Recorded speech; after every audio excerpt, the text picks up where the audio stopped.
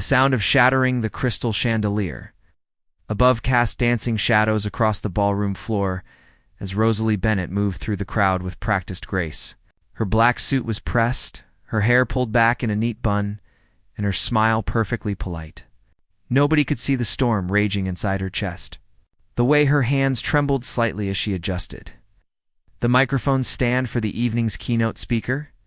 300 guests filled the grand Meridian Hotel's main ballroom, Manhattan's elite gathering for the annual Tech Innovators Summit.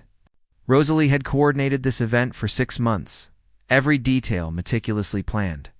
It was supposed to be her triumph, the event that would finally get her promoted to senior coordinator. Instead, it felt like walking through quicksand, each step heavier than the last. Her phone buzzed in her pocket. She already knew what it was. Another message from Mercy General Hospital. Another bill she couldn't pay. Another reminder that her 8-year-old daughter Emma needed a surgery they quoted at $200,000. Insurance covered barely half, Miss Bennett. A server touched her elbow gently. The kitchen wants to know about the dessert timing. Rosalie blinked, forcing herself back to the present. Tell them to wait for my signal. 20 minutes after the keynote begins. The man who froze rooms, that's when she felt it. A shift in the air, like the temperature had dropped 10 degrees. The crowd near the entrance parted, conversations faltering mid-sentence. Rosalie turned. Her event coordinator instincts on high alert for whatever disruption had caused the change. Dominic Hayes walked through the entrance like he owned not just the room, but the entire building. Maybe he did. His company, Hayes Technologies, had investments in half the commercial real estate in Manhattan. He wore a charcoal suit that probably cost more than Rosalie made in 3 months, and his dark eyes swept the room with the precision of a predator, assessing territory. People called him the Ice King. At 36, he had built an empire on ruthless business decisions and an absolute refusal to show weakness. Rumor had it he had once shut down an entire division, putting 500 people out of work, because the quarterly numbers disappointed him by 2%. Another story claimed he had destroyed a competitor's company, simply because they had insulted him at a board meeting. Rosalie had seen him once before.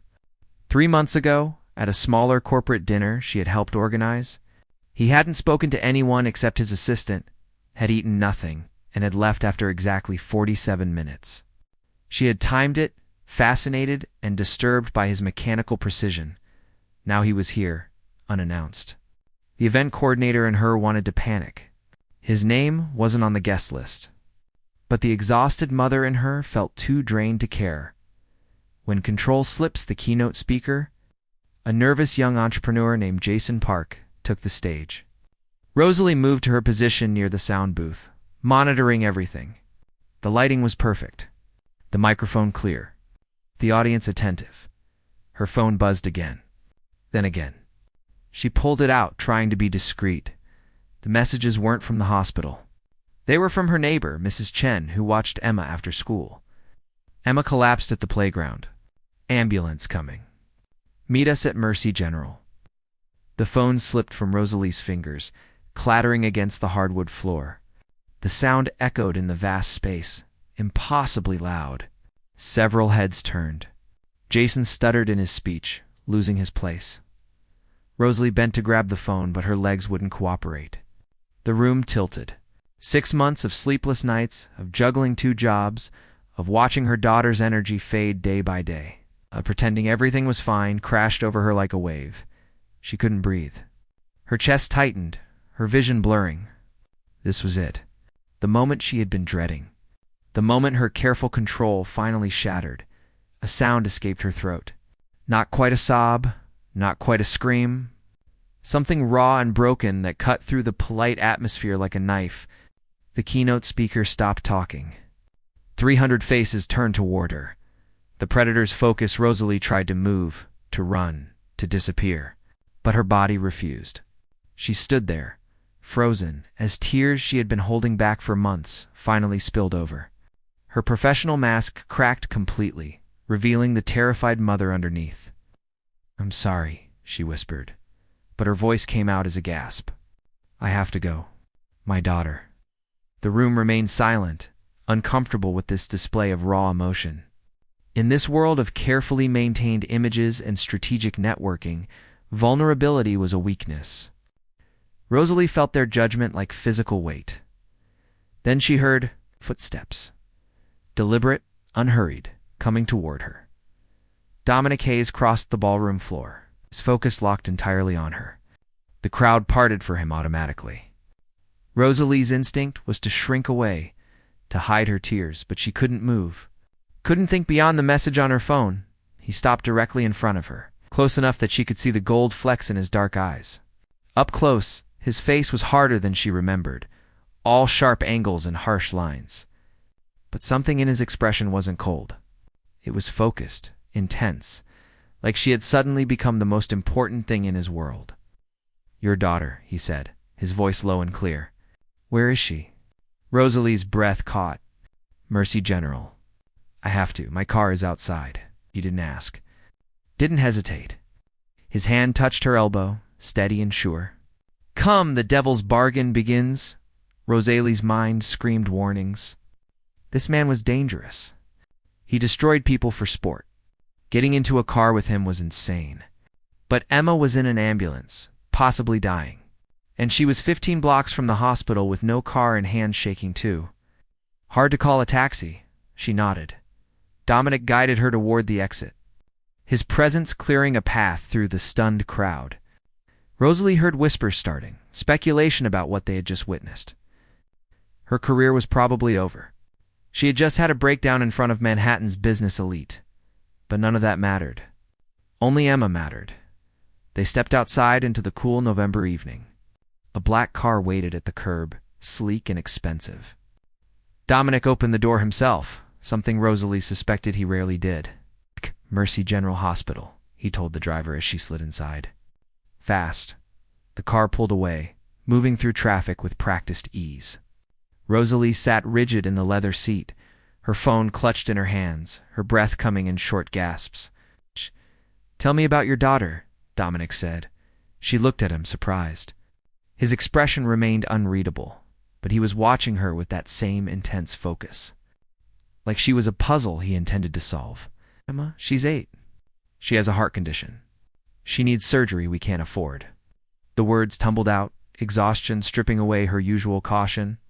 "I've been working 3 jobs trying to save up, but it's not enough. It's never enough." The price of attention. Dominic was silent for a long moment, his fingers drumming once against his knee. Then he said, "How much do you need?" $200,000? Rosalie laughed, a bitter sound. "Might as well be 2 million, not to me." She turned to stare at him. "What?" His eyes met hers, dark and unreadable. "I'll pay for your daughter's surgery. All of it. The best surgeons. The best care." Rosalie's heart stopped. Hope and suspicion warred in her chest. "Why would you do that?" "Because," Dominic said slowly, his gaze never leaving hers, "you're interesting. And I don't find many things interesting anymore." The car pulled up to the emergency entrance. Rosalie grabbed the door handle, but his voice stopped her. "After your daughter is safe," he said, his tone carrying the weight of inevitability, "we're going to talk." "Really talk?" She nodded, not understanding, not caring. She bolted from the car and ran into the hospital, Dominic's words echoing in her mind. He had called her interesting. The Ice King, the man who destroyed companies and ended careers without blinking, found her interesting. Rosalie didn't know whether she had just been saved or damned, but as she burst through the emergency room doors, Emma's name on her lips, she knew one thing with absolute certainty. Her life had just changed forever, and the man watching her from the black car was now part of it. Whether she wanted him to be or not, the price of his attention remained unclear. But Rosalie suspected she would learn it soon enough. When angels negotiate with devils, the hospital's fluorescent lights made everything look washed out and unreal. Rosalie sat in the waiting room, her hands clasped so tightly her knuckles had gone white. Emma was stable, the doctors had assured her. The collapse had been a warning, not the end. But without surgery within the next 2 weeks, the next episode might be fatal. 2 weeks. 14 days to find money she didn't have, to save a life more precious than her own. She had been sitting there for 3 hours when Dominic Hayes walked through the emergency room doors. He moved through the chaos of the hospital with the same commanding presence he carried everywhere. Nurses and orderlies instinctively stepping aside. He carried 2 cups of coffee and wore the same suit from the gala, though he had loosened his tie. "How is she?"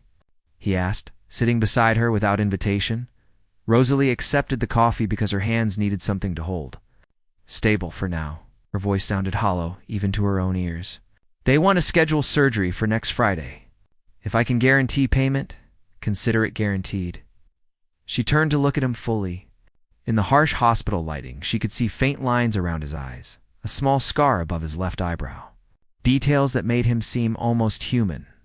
Almost. "I don't understand why you're doing this," Rosalie said carefully. "Men like you don't help strangers without reason." A small smile touched his lips, but it didn't reach his eyes. "You're right. I don't—" The terms of salvation, Dominic set his untouched coffee on the small table beside them. He turned his body toward her, his full attention focused with laser precision. Rosalie felt exposed under that gaze, like he could see through her exhaustion to the person she had been before desperation had worn her down. "Need something from you," he said bluntly. "And in exchange, I'll pay for Emma's surgery. The best cardiac surgeon in the country. Full recovery care. Everything." Rosalie's stomach twisted. She had known this was coming. Men like Dominic Hayes didn't give away hundreds of thousands of dollars out of kindness. "What do you want?" 6 months, he said.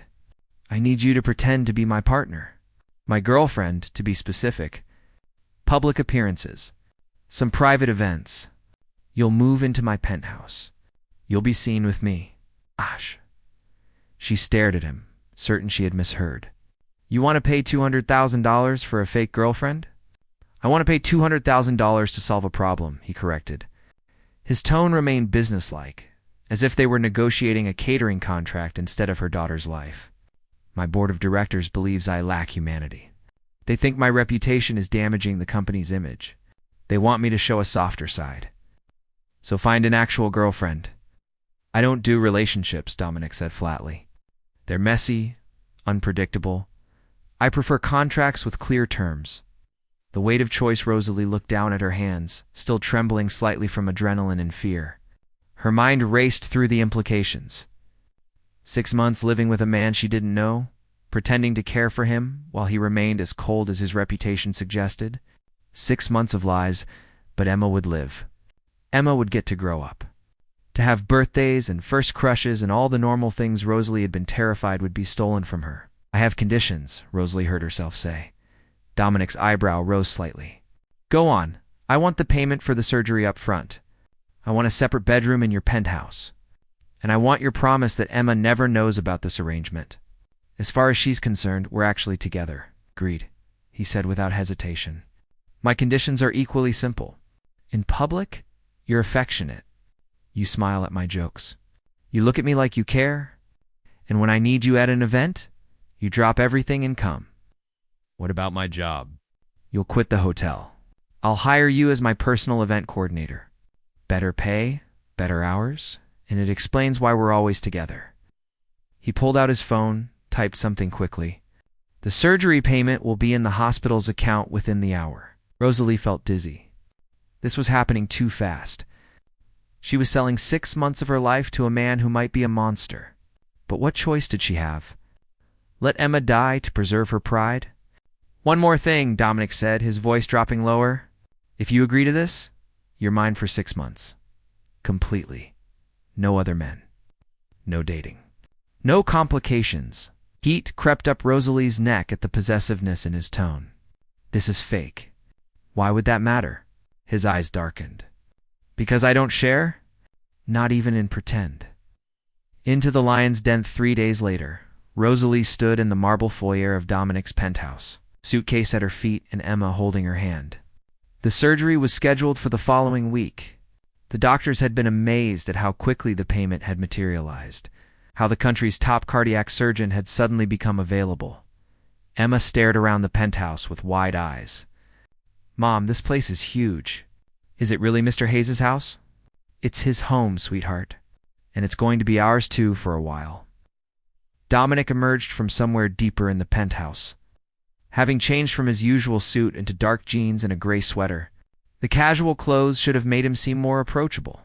But somehow, they only emphasized the lean muscle of his frame, the controlled power in his movements.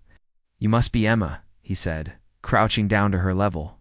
His voice, usually so cold, softened, almost imperceptibly. "Your mom has told me a lot about you." Emma, naturally friendly despite her illness, smiled at him. "Are you really Mom's boyfriend?" Rosalie's heart clenched. The lie was beginning. "I am," Dominic said smoothly. "Is that okay with you?" Emma considered this seriously. "Do you make my mom happy?" Something flickered across Dominic's face, too quick for Rosalie to identify. "I'm going to try." He stood, his eyes meeting Rosalie's over Emma's head. In that moment, she saw something she hadn't expected. Not warmth exactly, but a kind of fierce protectiveness that made her breath catch. The first night after settling Emma into her new room, complete with a canopy bed she had squealed over and enough toys to stock a store, Rosalie found herself alone with Dominic in the penthouse's sprawling living room. Floor-to-ceiling windows overlooked Manhattan, the city lights glittering like scattered diamonds. "She's a good kid," Dominic said, pouring himself a scotch from the bar. He offered one to Rosalie, and she surprised herself by accepting. "She's everything," Rosalie corrected, taking a sip. The liquor burned pleasantly. "Thank you. For all of this, I know it's just business to you, but for me, it's her life," he finished. He moved to stand beside her at the window. Close, but not touching. "I understand. Do you?" Rosalie turned to face him, emboldened by exhaustion and alcohol. "Do you understand what it's like to be so desperate you'd make a deal with the devil himself?" His jaw tightened. "You think I'm the devil?" "I think you're dangerous," she said honestly. "I think you destroy things. And I think for the next 6 months, I'm going to be close enough to get burned." The moment everything shifts, Dominic set down his glass with careful precision. When he looked at her, the intensity in his gaze made her pulse quicken. "You want to know the truth? The real reason I made this deal?" Rosalie nodded, not trusting her voice. "That sound you made at the gala," he said quietly. That broken, desperate sound. It was the first real thing I'd heard in years. Everyone in my world wears masks. They smile and lie and pretend. But you shattered. Completely. And I couldn't look away. He stepped closer, close enough that she could feel the heat radiating from his body. "I watched you collect yourself. Watched you prioritize your daughter over your career, your reputation, everything. And I thought, here's someone who actually feels things, who loves something more than money or power or image." Rosalie's heart hammered against her ribs. "So this is what? Some kind of experiment?" "No," Dominic said, his voice rough. "This is me trying to remember what it's like to be human." His hand rose slowly, giving her time to pull away. When she didn't, his fingers brushed her cheek, gentle despite the calluses she felt there. The touch sent electricity through her skin.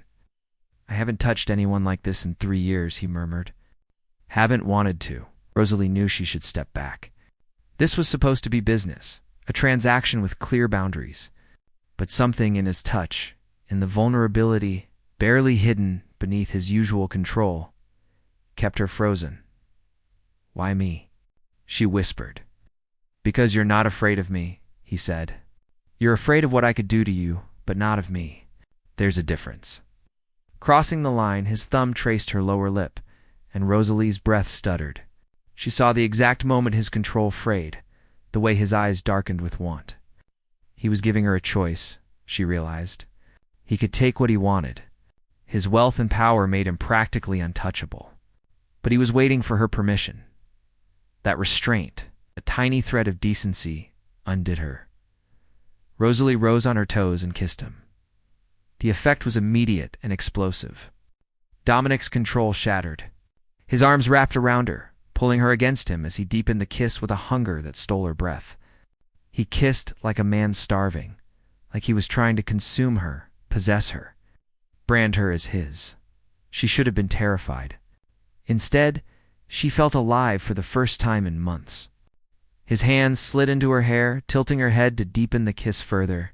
She tasted scotch and mint and something darker, more dangerous. When they finally broke apart, both breathing hard, Rosalie's mind screamed warnings. This was too fast, too intense. This was supposed to be fake. It can't happen again, she said, her voice shaking. Dominic's smile was slow and predatory. Yes, it can, and it will. The arrangement includes me not touching you without permission, he said, his thumb still tracing patterns on her hip where his hand had settled. But you just gave me permission, Rosalie. You kissed me first? She had. She couldn't deny it. 6 months, she said desperately, trying to rebuild her defenses. That's all this is. When Emma's recovered, when your board is satisfied, we're done. Of course, Dominic agreed, but something in his eyes suggested he didn't believe it. 6 months. He stepped back, putting distance between them. The sudden absence of his heat left her cold. Your room is the second door on the left, he said, his voice returning to its usual controlled tone. I've had clothes delivered for you. We have our first public appearance tomorrow night. A charity auction. Rosalie nodded, still dazed from the kiss, from the way her body had responded to him. She turned to leave, needing space to think. Rosalie. She stopped, looking back. Dominic stood silhouetted against the city lights, looking every inch the powerful predator he was. I meant what I said. You're mine for 6 months, and I take very good care of what's mine. It sounded like a promise. It felt like a threat, as Rosalie walked to her room. She couldn't shake the feeling that she had just made a deal far more dangerous than she had understood. Dominic Hayes wasn't just buying a fake girlfriend. He was claiming something deeper, something she wasn't sure she could give. But when she checked her phone, saw the confirmation that Emma's surgery was fully paid for, scheduled with the best surgeon in the country, she knew she would walk through fire for that little girl sleeping peacefully down the hall, even if the fire was named Dominic Hayes. Even if it burned her to ashes, the next 6 months would change everything. Rosalie felt it in her bones, in the way her lips still tingled from his kiss, in the way his words echoed through her mind. She was his now, and heaven help her. Part of her didn't want to escape. The performance begins. The charity auction glittered with Manhattan's wealthiest elite. All diamonds and designer labels and carefully crafted smiles. Rosalie stood beside Dominic in a midnight blue gown he had selected, his hand resting possessively on the small of her back. To anyone watching, they looked perfect together. The powerful billionaire and the elegant woman who had somehow tamed him. If only they knew the truth. Smile. Dominic murmured against her ear, his breath warm. You look like you're attending a funeral. Rosalie forced her lips to curve, hating how aware she was of his touch, the solid presence of him beside her. 3 weeks had passed since that kiss in his penthouse. 3 weeks of carefully maintained distance, of sleeping in separate rooms and keeping their interactions professional. 3 weeks of wanting him so badly, it physically hurt. Emma's surgery was scheduled for tomorrow morning. The pre-op had gone perfectly. The surgeon was confident. Rosalie should have been relieved, focused entirely on her daughter's recovery. Instead, she couldn't stop thinking about the man whose hand was currently burning through the fabric of her dress. A silver-haired man approached, his smile wide and calculating. I didn't expect to see you at a charity event. Usually, you just write a check and avoid the actual party. Dominic's expression didn't change, but Rosalie felt him tense. Things change, Richard. May I introduce Rosalie Bennett? Rosalie, this is Richard Thornton. He sits on my board of directors. Thornton's eyes swept over Rosalie with barely concealed assessment. This was it, she realized. The test. The reason Dominic had brought her here. Charming, Thornton said, extending his hand. Tell me, Miss Bennett, how did you manage to snag Manhattan's most eligible bachelor? Playing the part, Trosley took his hand briefly. Channeling every ounce of grace she had learned coordinating events for demanding clients. I didn't snag him. He pursued me quite persistently, actually. She felt Dominic's surprise, a slight shift in his posture. Good. He wanted her to play a part. She would give them all a show. I kept turning him down, Rosalie continued, warming to the role. I told him I didn't date men who thought money could solve everything. I think that's what intrigued him. Someone who saw him as just Dominic, not Dominic Hayes, the billionaire. Thornton's eyebrows rose. Is that so? Dominic's hand slid around her waist, pulling her closer. When she looked up at him, she saw something heated in his eyes, something that made her stomach flip. She made me work for it, he said, his voice carrying a note of possession that sounded entirely too real. Still does, Will Thornton said, looking between them with new interest. This is unexpected. Good for you, Hayes. Maybe there's hope for you yet? As Thornton walked away, Rosalie tried to step out of Dominic's embrace, but his arm tightened. That was impressive, he said quietly. You're a natural liar. The words stung more than they should have. Isn't that what you're paying me for? His jaw clenched. Is it? Before she could respond, her phone vibrated in her clutch. Rosalie pulled it out, her heart stopping at the name on the screen. Mercy General Hospital. I need to take this, she said, already moving toward the exit. Dominic followed without question, his long strides easily keeping pace. She answered as soon as they stepped into the quiet hallway. Miss Bennett. This is Dr. Sarah Kim. Emma's experiencing some complications. We need you here immediately. When everything falls apart, the drive to the hospital passed in a blur. Dominic's driver broke every speed limit while Rosalie sat rigid in the back seat, her mind spinning through worst-case scenarios. Dominic sat beside her, silent but present, his hand finding hers in the darkness. She should have pulled away. Should have maintained the professional distance they had carefully constructed. Instead, she gripped his hand like a lifeline, her nails digging into his palm.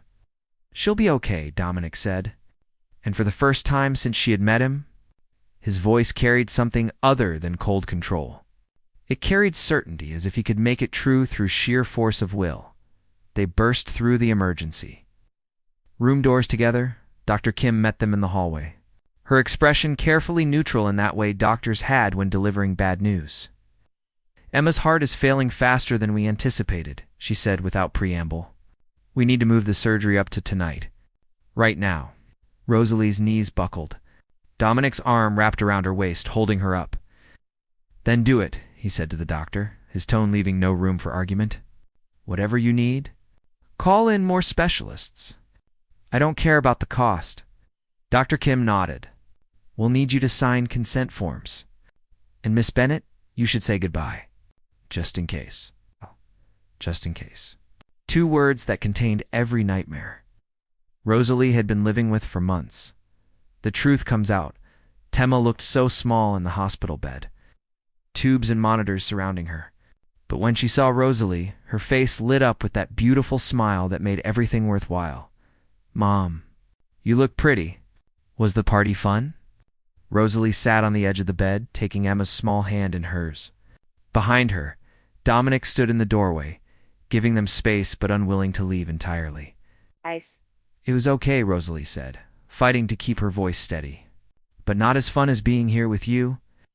The doctors say I'm having surgery tonight, Emma said, trying to sound brave.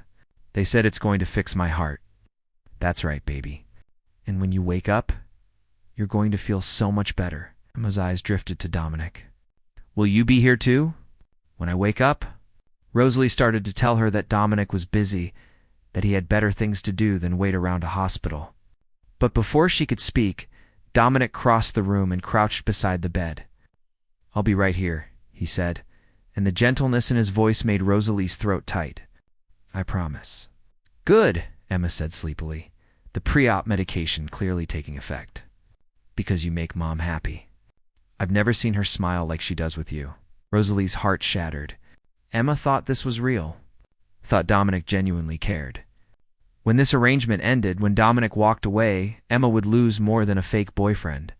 She would lose someone she had started to trust. The nurses came to take Emma to surgery. Rosalie kissed her daughter's forehead, whispering promises she wasn't sure she could keep.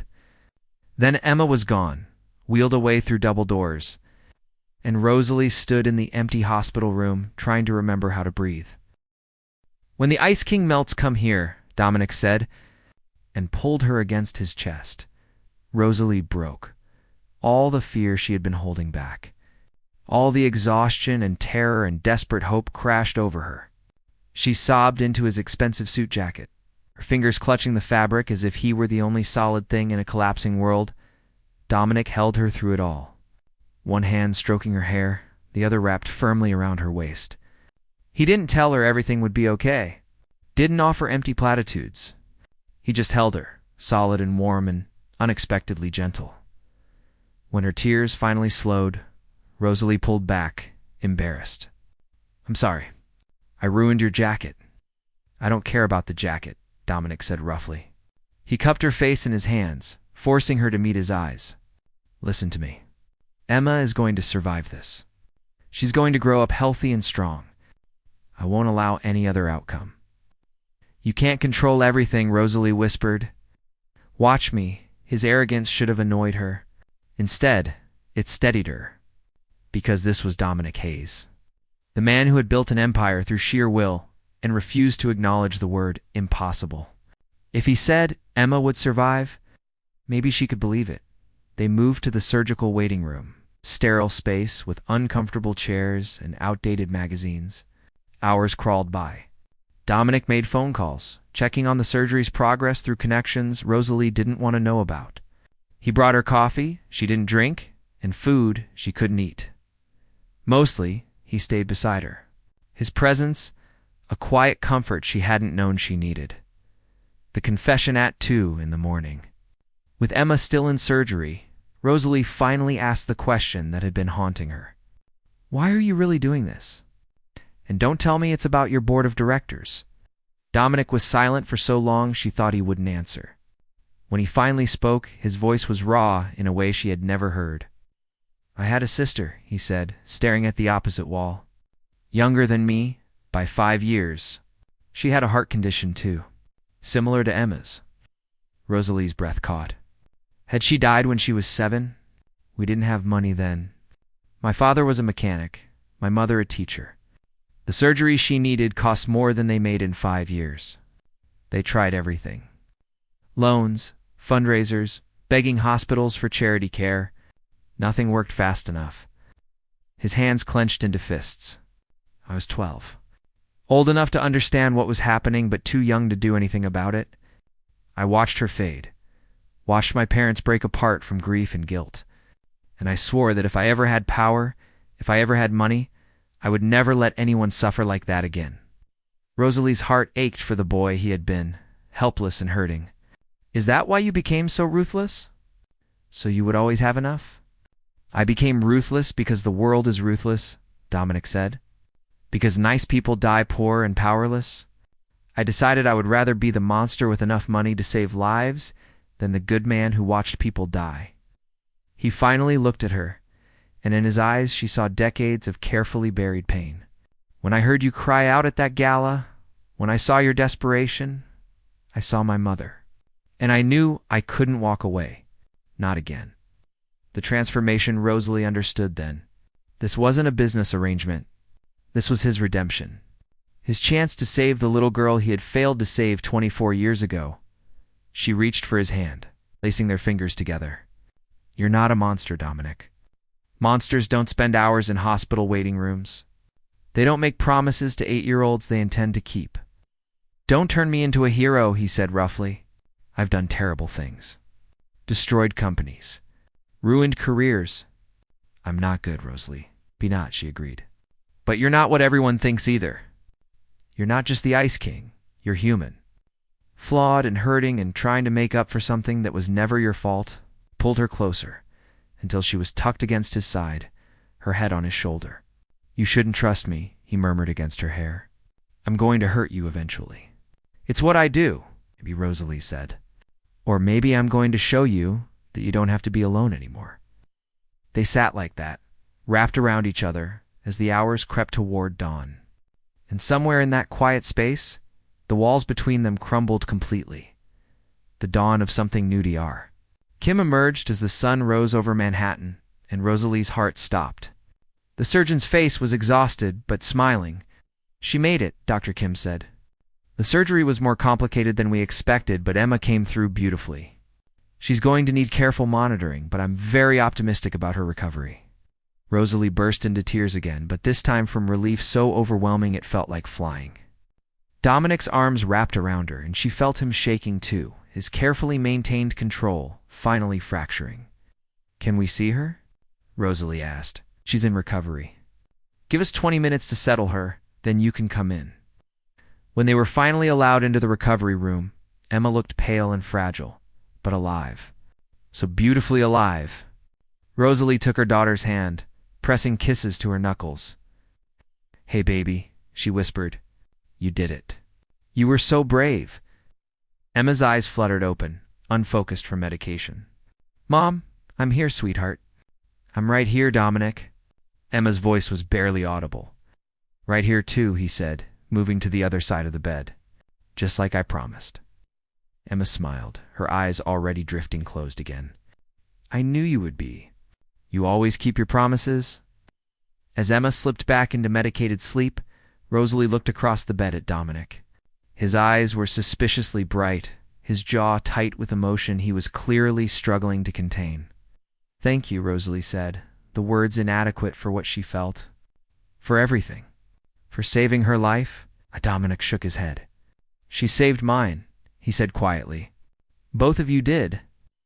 6 months later, Rosalie stood on the balcony of Dominic's penthouse.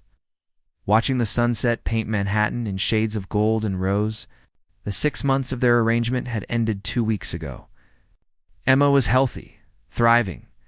Back in school and full of energy, the logical thing would have been to leave, to return to their old life. Instead, Rosalie had stayed. They both had pretended it was for convenience for Emma's sake, but the truth was simpler and more terrifying. Somewhere between that first desperate night and the last 6 months of playing pretend, it had become real. She heard Dominic's footsteps behind her, felt his arms wrap around her waist. "What are you thinking about?" he asked, his lips brushing her temple. "About how this was supposed to be temporary," Rosalie said. "About how I was supposed to walk away when the 6 months ended." His arms tightened, and she turned in his embrace, looking up at the man who had started as a business arrangement and become everything. "And I'm terrible at following contracts." Dominic's smile was slow and genuine, transforming his face in a way few people ever saw. "Good thing I'm excellent at renegotiating terms." He kissed her deep and claiming as the city glittered around them. The Ice King had finally thawed, melted by the love of a desperate mother and the smile of a little girl who had needed saving. And Rosalie, who had once thought she understood pain, learned that sometimes the most dangerous thing in the world wasn't suffering. It was hope. It was love. It was finding someone who saw all your broken pieces and decided you were worth fighting for anyway. Emma's laughter drifted from inside the penthouse, where she was playing with the puppy Dominic had bought her for her 9th birthday. The sound was pure joy, the music of a life saved and a future reclaimed. "I love you," Rosalie said, the words she had been too afraid to speak, finally breaking free. "I don't care that it started as a deal. I don't care that people will say I'm with you for your money. I love you." Dominic's hands cupped her face, his eyes intense and unguarded. "I've loved you since the moment you cried out in that ballroom. Since you showed me what real feeling looks like. You terrify me, Rosalie Bennett, because you made me human again.